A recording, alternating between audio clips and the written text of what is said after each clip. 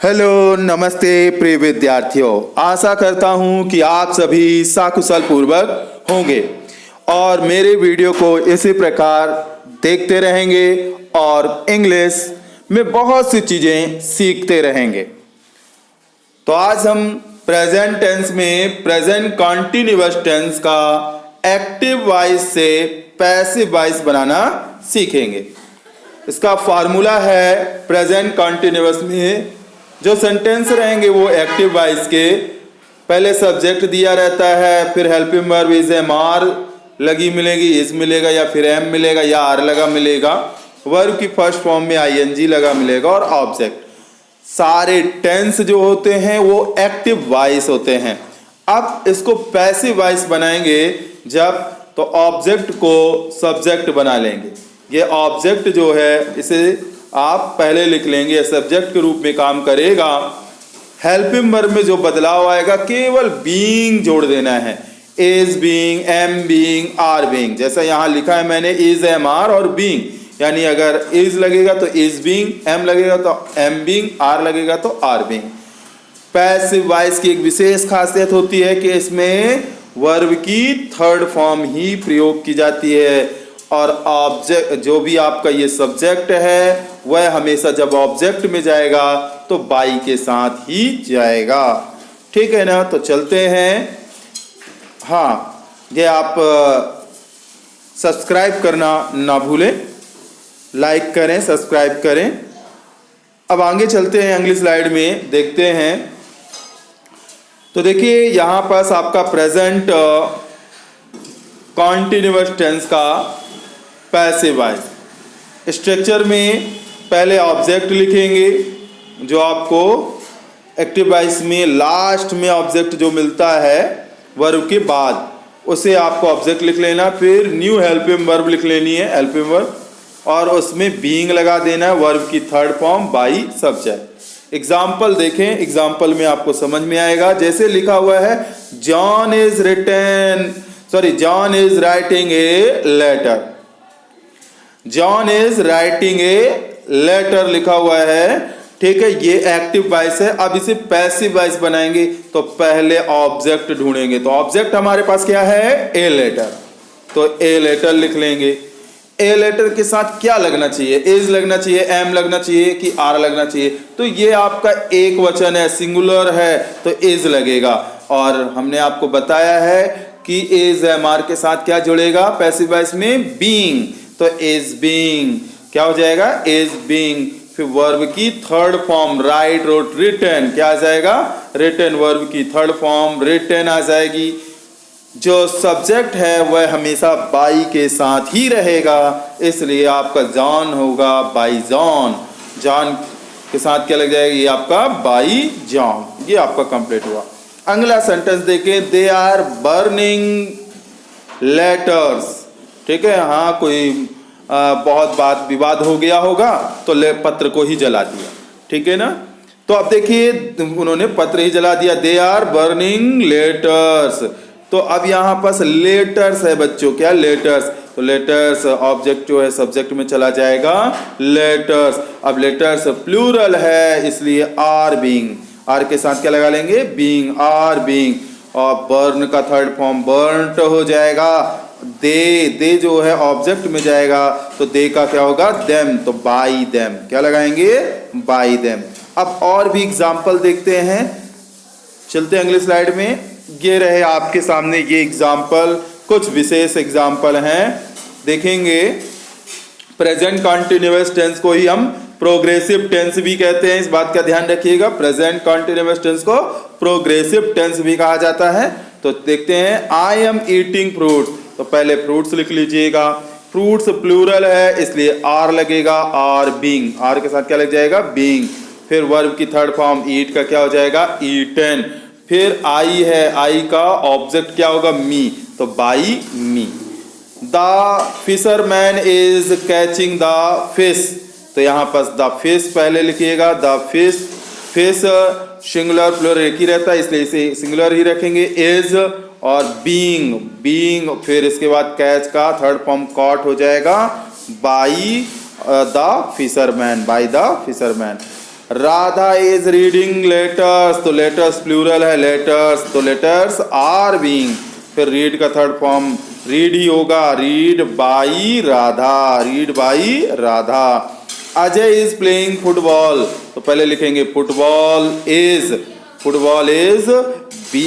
Is being, इसके साथ क्या लगेगा बीइंग, बीइंग लगेगा ही पैसिव वॉइस में, जब भी कॉन्टिन्यूअस टेंस होगा तो बीइंग लगेगा ही, इज बीइंग। और प्ले का third form played by Ajay, by Ajay. अगला देखिए स्टूडेंट्स आर राइटिंग पेपर्स, तो आप पेपर्स लिखेंगे पहले, papers are being written by students. इसके बाद आगे आइए वी आर ड्रिंकिंग वाटर, तो पहले आप लिखेंगे वाटर, वाटर के साथ क्या लगाएंगे इज बीइंग, और ड्रिंक का थर्ड फॉर्म ड्रंक, और वी जब ऑब्जेक्ट में जाएगा तो क्या होगा अस हो जाएगा, तो बाई अस हो जाएगा। यू आर शूटिंग फिल्म्स, तो फिल्म्स लिखेंगे फिल्म्स आर बीइंग, फिर यहाँ पर शूट का शॉट हो जाएगा शॉट, ठीक है, और शॉर्ट लिख लेंगे बाई, यू का यू ही रहता है इसलिए by you. We are doing homework, तो होमवर्क लिख लेंगे, होमवर्क के साथ क्या लगेगा इज बीइंग, फिर डू का third form done by we का हो जाएगा अस। अगले स्लाइड पर भी कुछ और एग्जाम्पल देखते हैं और फिर निगेटिव बनाते हैं। देखिए इस एग्जाम्पल में भी अभी सिंपल बता रहे हैं, आप सीखिए, ठीक है। अब देखिए यहाँ पर जो कुछ एग्जाम्पल दिए गए हैं, जैसे she is singing a song, तो पहले a song is being, third form sung by her, she का क्या हो जाएगा ऑब्जेक्ट हर हो जाएगा। He is typing an email, तो एन ईमेल, कुछ बच्चे ईमेल ही लिख देते हैं, जो दिया हो ए एन, जो दिया हो हिज, है ना, तो आप वही शब्द लिखें an animal, sorry an email is being typed, third form typed हो जाएगा बाई हिम, ही का क्या हो जाएगा हिम हो जाएगा। दे आर प्लेइंग बास्केटबॉल, तो बास्केटबॉल इज बीइंग, प्ले का हो जाएगा प्लेड बाई, दे का हो जाएगा them. I am cooking dinner, तो डिनर इज बीइंग, कुक का क्या हो जाएगा कुक्ड बाई मी, आई का क्या हो जाएगा me. We are watching a movie, तो a movie is being, watch का हो जाएगा वॉच्ड बाई अस, वी का हो जाएगा us. The cat is chasing a mouse, तो आप लिखेंगे a mouse is being, chase का chased by the cat. The baby is crying, the baby is crying, अब यहाँ थोड़ा सा देखिएगा, द बेबी इज क्राइंग, तो टीयर्स आर बीइंग, यहाँ पर टीयर्स लिख लीजिएगा, यहाँ टीयर्स शब्द नहीं लिखा गया है, टीयर्स,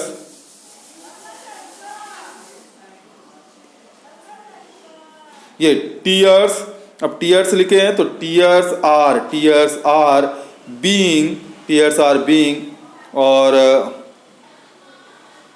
टीयर्स आर बीइंग, और यहाँ पर क्राइड होगा, क्राइड, ये आप सब सुधार लीजिएगा, क्राइड हो जाएगा CRIED, ये आपका गलत लिखा हुआ है, क्राइड हो जाएगा CRIED,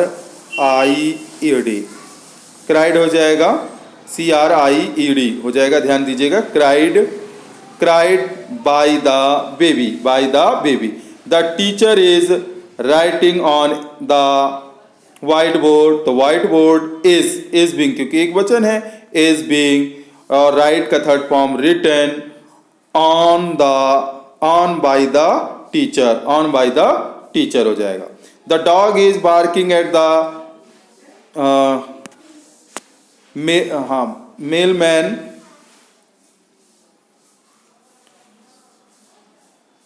हाँ, तो द मेलमैन इज बीइंग, और बार्क्ड थर्ड फॉर्म बार्क, फिर एट प्रीपोजिशन ऐसे लिख लेंगे एट बाय द डॉग, थोड़ा सा देखिएगा।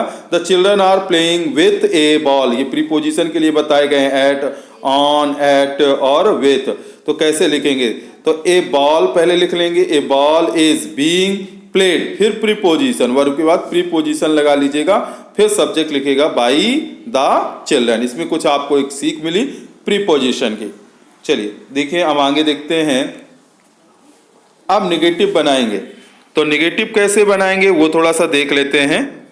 तो निगेटिव में how to make passive voice sentence, present continuous का निगेटिव है एक्टिव वॉइस और पैसिव वॉइस। एक्टिव वॉइस में आपको ऐसे मिलेंगे, सब्जेक्ट एम, इज, आर, फिर नॉट, फिर मेन वर्ब, फिर आईएनजी, फिर ऑब्जेक्ट। जब पैसिव वॉइस बनाएंगे तो सब्जेक्ट एम, यहाँ पर एम लिख लीजिएगा, एम, इज, आर, और not, am, is, are, not plus being, क्योंकि दो टुकड़े हो जाएंगे, is being, am being, are being होता है, ठीक है। तो उसमें जब निगेटिव बनाएंगे तो is not being, am not being, are not being लिखेंगे।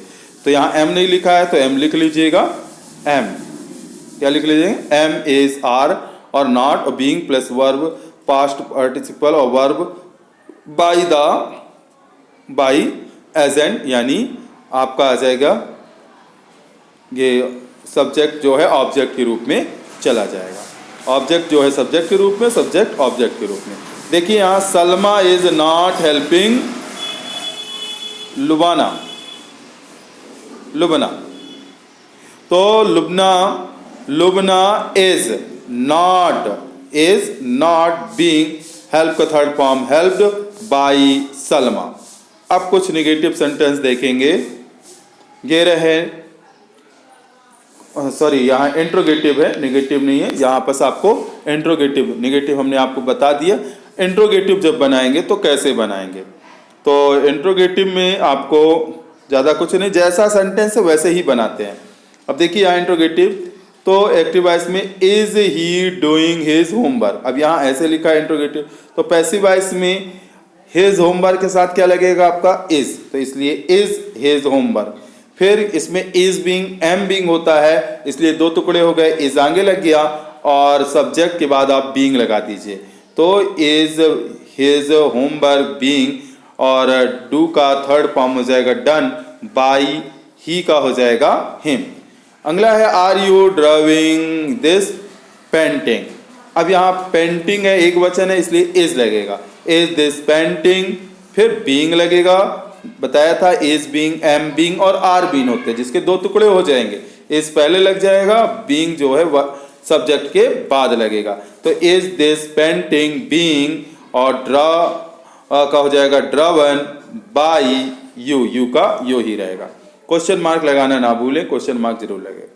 फिर इसके बाद अगला है इज सी कॉलिंग मी, तो अब मी का सब्जेक्ट क्या हो जाता है, आई के साथ क्या लगेगा हमारा, एम, आई के साथ क्या लगेगा, एम, तो एम बीइंग होता है, तो एम आई, मी का क्या हो गया, आई, एम आई बीइंग, और कॉल का हो जाएगा third form called, by she का हो जाएगा हर।